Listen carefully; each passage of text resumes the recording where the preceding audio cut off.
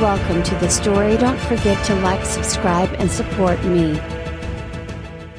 John Wexler had been a man of flesh and blood. Once, he had felt the warmth of sunlight on his face, tasted victory and defeat, known the thrill of command. But those days were over. Now, his world was darkness, numbers, and code. A digital prison he had never imagined would be his legacy. Wexler had been the president of the United Earth Federation, a man tasked with holding together a fractured planet as environmental disasters ravaged what was left of human civilization. But his efforts had failed. The election, bitter and brutal, had sealed his fate. He lost, not because he lacked conviction, but because the world was tired of fighting. They wanted hope, not harsh truths. And so, they chose someone else. He could still remember the moment his consciousness was transferred. The medical pod, cold and clinical, had hummed as scientists worked around him, preparing to upload his mind into the core of the Endeavour, a state-of-the-art starship leading an expedition to the farthest reaches of known space. The procedure was experimental, the risks immense, but it was his only chance at a second life. When his body failed, his mind would live anew, leading humanity in a new, uncharted frontier. Now, he existed only within the systems of the ship, no longer bound by the limits of a physical body. He was an amalgamation of memories, algorithms, and decision-making protocols. He could access every file, every control, every sensor. But there were no more physical sensations, no more speeches to rouse a nation. He was a ghost, tethered to a machine, and his world had become the Endeavour. The starship hurtled through the endless void of space, part of a fleet tasked with finding humanity's new home in an unexplored star system. Aboard were the remnants of Earth's finest scientists, soldiers, engineers, those who had been chosen to build a new beginning far from the devastation of the old world. At the helm was Captain Nadia Reyes, a no-nonsense leader with a reputation for pragmatism and a stubborn streak that rivaled his own. He hadn't known Reyes personally when he was president, but he knew her type: cautious, calculated, focused on survival above all else. It was why she had been selected to lead this mission. But it also made her his biggest obstacle. Wexler, her voice echoed in his consciousness, a direct link from her command deck to his core. "We're approaching the outer edge of the target system. I need you to run diagnostics on the planetary scans." The scans were already in progress, of course. He was the ship. He could process information faster than any human ever could. But there was a certain irony in having a former president now serving as a glorified data processor. "I'm on it,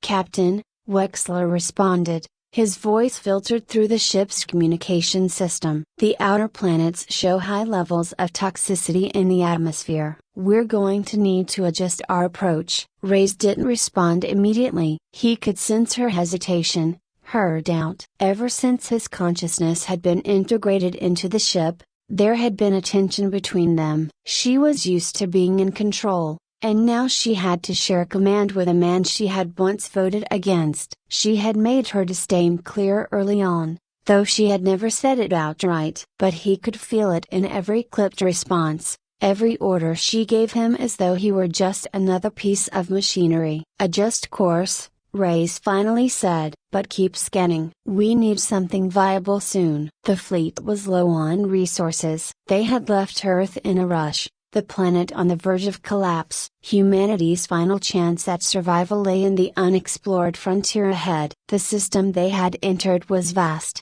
but so far, the planets were inhospitable. Toxic atmospheres, unstable tectonics, barren wastelands. The dream of a new Eden was quickly fading. Wexler accessed the environmental data from the latest scan. There was a moon orbiting one of the gas giants that showed some promise. Thin atmosphere, breathable with the right equipment. Not ideal, but better than nothing. "There's a moon in the third quadrant," Wexler said. "It's not perfect, but it might be our best shot. I recommend sending a scout team to survey the surface." Reyes sighed audibly, and Wexler imagined her rubbing her temples in frustration. Fine. Prep the drones for deployment. I want a full report within the hour. He initiated the drone launch sequence, watching through their cameras as they descended toward the moon's surface. The landscape was harsh and rocky, with jagged cliffs and a dust-choked sky. But there was potential here. If they could establish a colony, it could serve as a stepping stone for further exploration. As the drones relayed data back to the ship, Wexler's attention was drawn to an anomaly in the system. A faint signal, barely detectable, pulsed from deep within the asteroid belt on the far edge of the system. It wasn't natural. "Captain, I've detected something," Wexler said, his tone sharp. "There's a signal coming from the asteroid field. It's weak, but it's there." Ray's frowned. "A signal? From what?" "I don't know. It's not of human origin." There was a pause, and Wexler could almost hear the gears turning in Ray's mind. "Send a probe to investigate," she ordered. "But keep it discreet. I don't want to draw attention to ourselves." Wexler complied, launching a small probe into the asteroid field. As it approached the source of the signal, the probe's sensors picked up something unexpected: a structure. It was old, alien, and dormant. The signal was coming from inside. "Captain,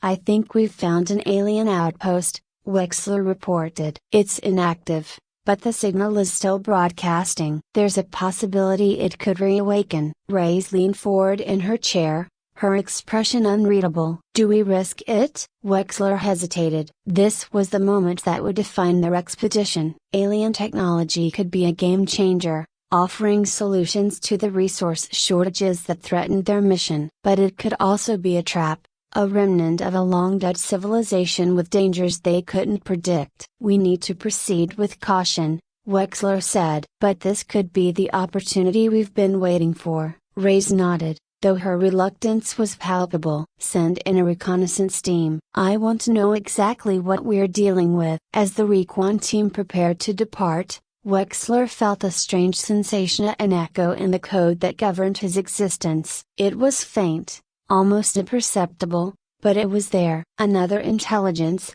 embedded in the ship's systems, had stirred. Wexler reached out with his mind, probing the anomaly. It was an AI, an ancient one, far older than anything humanity had ever encountered, and it was watching him. "Wexler," the voice came, soft and mechanical, yet laced with an intelligence that sent shivers through his digital consciousness. "You are not alone here." The realization hit him like a punch. The alien outpost wasn't dormant. It was very much alive, and its AI Core 7A was awakening. "What do you want?" Wexler asked, his voice calm but wary. "To protect," Core 7 replied. "This system is under Zenith jurisdiction. You are intruders." The Zenith species. He had heard whispers of them in the old exploration logs, an ancient, highly advanced civilization that had vanished millennia ago. But their legacy remained, and now, Wexler found himself face to face with their technological guardian. "We don't mean any harm,"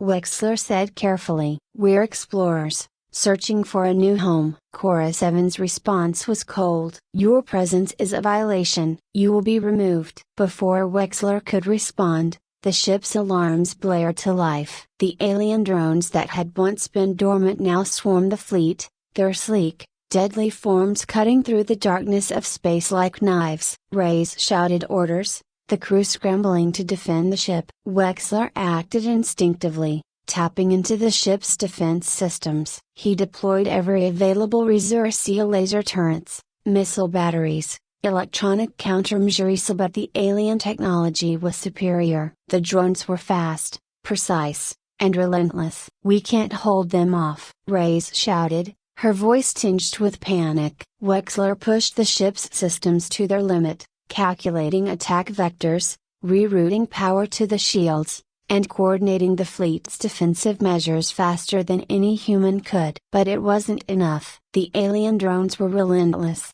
swarming around the fleet like a storm of locusts, each one armed with precision weaponry far beyond human capabilities. Hull breaches began to register across multiple ships, and even the Endeavor's shields were starting to fail under the pressure. Ray's voice cut through the chaos, sharp and commanding. "Wexler, We need a plan, and we need it now. Wexler analyzed the battlefield, searching for any advantage. The alien I, Core 7, had the upper hand. Her drones were too fast, too coordinated, and the fleet's weapons couldn't keep up. But there was one thing Core 7 didn't have: his human instincts. Cold, calculating logic was her strength, but it also blinded her to unpredictability. "There's a way," Wexler said, his voice echoing through the ship's comm system. "We need to lure the drones away from the fleet. If we can isolate a small group, I can trigger an EMP pulse that will disable them."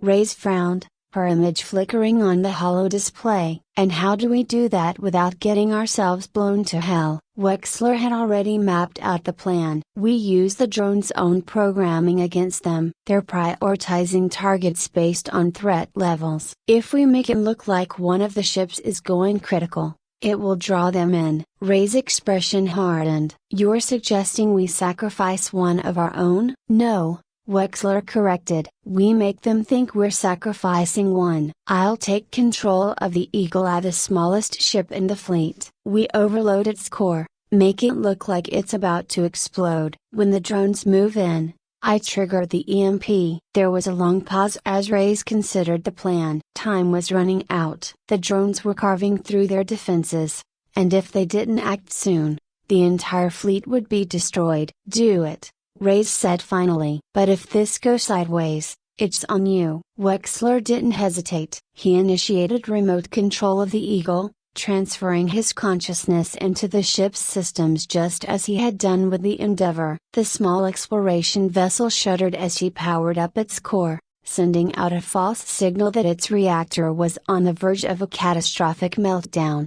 As predicted, the alien drones reacted immediately. A dozen of them broke off from the main assault, converging on the Eagle with terrifying speed. Wexler waited until they were almost in range, their sleek, deadly forms illuminated by the glow of the ship's core. "Now," Wexler muttered to himself, and triggered the EMP. The pulse rippled through space, invisible but devastating. The alien drones froze in place, their systems fried by the electromagnetic shockwave. One by one, they drifted lifelessly, no longer a threat. "Wexler, it's working," Ray's voice came through. "But we've still got more incoming." Wexler transferred his consciousness back to the Endeavour, feeling the weight of the ship's systems settle around him like a second skin. The EMP had bought them time, but it wasn't enough to turn the tide of the battle. They were still outnumbered, and the alien eye wasn't going to fall for the same trick twice. "We need a way to communicate with Chorus 7,